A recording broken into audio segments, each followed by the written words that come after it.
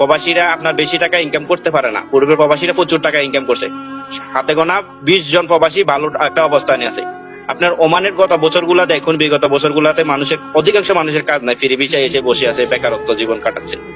আপনার আমরা প্রবাসে যারাই আসি অধিকাংশ মানুষ ব্যাংকের থেকে লোন নিয়ে আসি। আমাদের মাস শেষে 20,000 25,000 টাকা লোন থাকে। তাহলে একজন মানুষ যখন ফিরে ভিসায়, অধিকাংশ মানুষ হচ্ছে ফিরে ভিসায়, আর বাপকে পয়সা দিতে হবে 5,000 টাকা, নিজের খাওয়া আছে, রুম ভাড়া আছে। এখন ইনকামটা করে কত একজন মানুষ?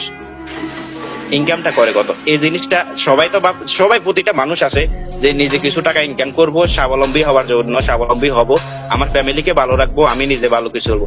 কিন্তু এই যে একটা স্বাবলম্বী হওয়ার চিন্তা ভাবনা থাকে প্রতিটা মানুষের কাছে, কেউ চায় না নিজের টাকাটা নষ্ট করতে। কিন্তু ইনকামের রাস্তাটা কই? এখন বর্তমানে ইনকামের রাস্তা ওইরকম নাই।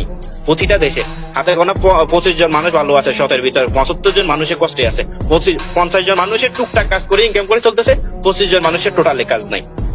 এখন মাস শেষে আপনার ফ্যামিলির ভিতরে যদি দেখেন যে কি আপনার 20,000 টাকা লাগবে, আপনার ব্যাংকের ঋণ দিতে হবে, আপনার মা বাবার খরচ দিতে হবে, অবশ্য সাংসারিক খরচ, আপনার এখানে রুম ভাড়ার খরচ।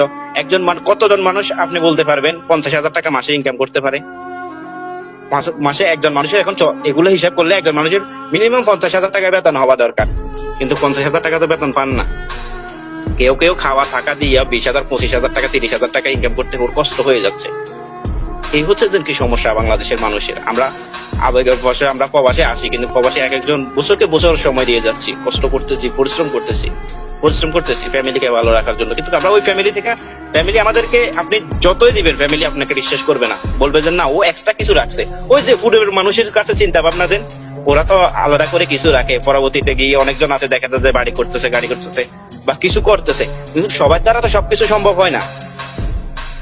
এখন একজন মানুষ চুরি করবে, আরেকজন মানুষ তো চুরি করবে না, সবাই দ্বারা তো চুরি পসিবল না। সম্ভব না। জি জি।